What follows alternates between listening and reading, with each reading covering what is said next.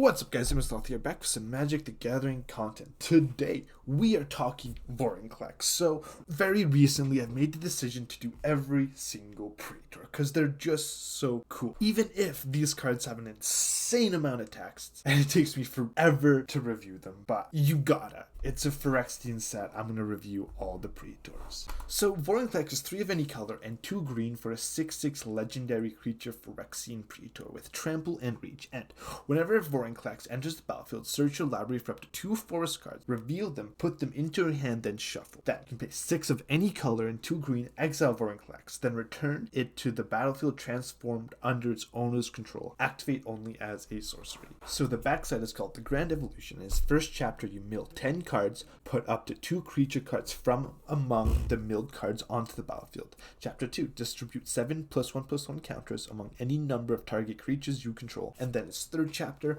until end of turn, creatures you control gain 1 mana. This creature fights target creature you don't control. Exile the Grand Evolution, then return it to the battlefield. So the first thing I want to talk about is how big that butt is. 5 mana 6/6 trample reach is a really good blocker, with reach being more important than normally, because if you're playing against an aggressive deck, you want to stabilize. So it being able to block creatures with flying is really good at that stabilizing. And at that point in the game, they probably definitely won't have something bigger than this. So his ETB is actually not that bad, because if you're playing this, you will probably be playing it in a ramp-ish deck and making sure that you will get the land drops you need to get to the later stage of the game is really important, especially with his 6 of any color and 2 green ability. You need ramp to get to that point. But there's another also interesting part, is that it can get Jetmir Garden. It gets Triomes because it is technically a forest, and you can cycle these, so it gives you a pseudo card advantage mode. And I think the coolest part of this ability is that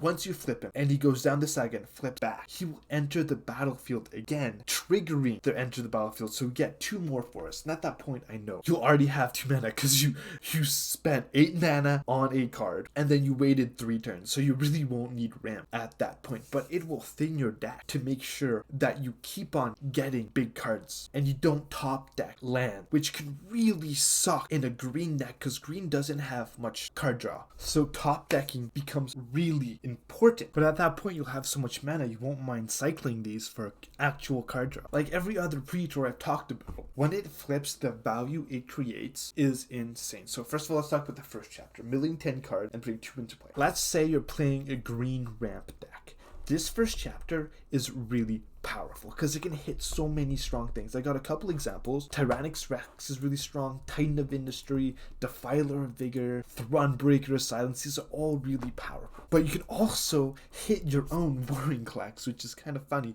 because this would be flipped, so it's no longer the legendary creature. So you won't have to sack the new VORINCLEX for that. And then, because it's the first chapter, you'll have the next turn to flip this VORINCLEX into the next chapter, and you won't have to deal with the legend rule. So you can kind of just keep on chaining them into each other and just creating so much value.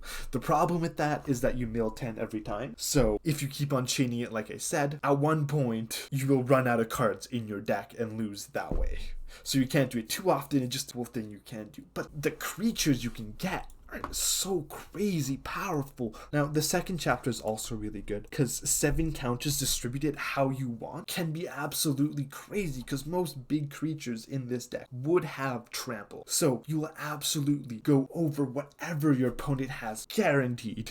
I can't think of any board state that won't lose to this unless they killed all your creatures. And if they have killed all your creatures, then of course this is really bad, and it feels really bad because you won't have any targets. Anyways, the last chapter is also really cool because it synergizes both first chapters and the whole theme of the deck you want to play this in. You want to play this in a deck where you play big things, and chapter 1 puts them into play, chapter 2 makes them bigger. When chapter 3 hits, your creatures are going to be so big that they can fight multiple creatures without dying, so you will just absolutely wipe out your opponent's entire board. So I still think that in standard, this is a pipe dream. It looks really cool, but I don't think the ramp is there to make this deck insanely powerful. Of course, there's this card, Invasion of Zendikar, which I think is actually pretty powerful, and I might talk about it at some point, which is really good for ramp.